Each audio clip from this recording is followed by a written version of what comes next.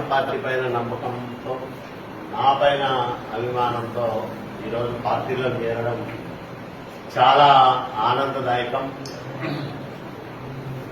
మలపలగుడి బాగుంటుంది, సిద్ధాపురం వచ్చేటప్పటికి మన మెజార్టీ తగ్గిపోతుంది అని బాధపడేవాళ్ళం. కానీ సిద్ధాపురం కూడా ఏమిటికి తక్కువ కాకుండా సిద్ధాపురం పంచాయతీలో మేము మెజార్టీ తీసుకొస్తామని మన వాళ్ళు గట్టి పట్టుదలతో, మిమ్మల్ని చూస్తే చాలా ఆనందం వేస్తుంది నాకు.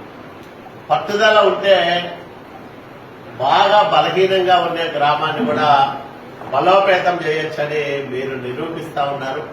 అందరికీ ప్రత్యేకంగా అభినందనలు తెలియజేస్తా ఉన్నా.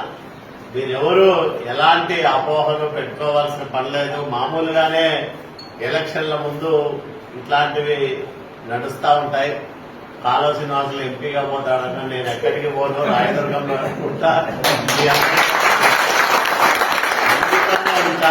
అత్యంత వెనుకబడిన ప్రాంతం, ఈ ప్రాంతాన్ని అభివృద్ధి చేయమని మన నాయకుడు చంద్రబాబు నాయుడు గారు నన్ను ఇక్కడికి పంపించారు. కాబట్టి ఈ ప్రాంతాన్ని అభివృద్ధి చేసేంత వరకు మరో 10 ఏళ్లైనా 15 ఏళ్లైనా రాయదుర్గంలోనే ఉంటా, మీతోనే ఉంటా. ఖచ్చితంగా మీ అందరి ఆదరాభిమానాలతో, చంద్రబాబు నాయుడు గారి ఆశీస్సులతో ఆగిపోయిన పనులను పూర్తి చేయడంతో పాటు మరిన్ని అభివృద్ధి కార్యక్రమాల్ని మనం ఇక్కడ చేసుకుందాం.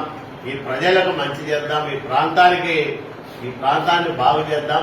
దానికి మీరందరూ కూడా నాకు చేదోడుగా ఉన్నందుకు మరొకసారి మీ అందరికీ మనస్ఫూర్తిగా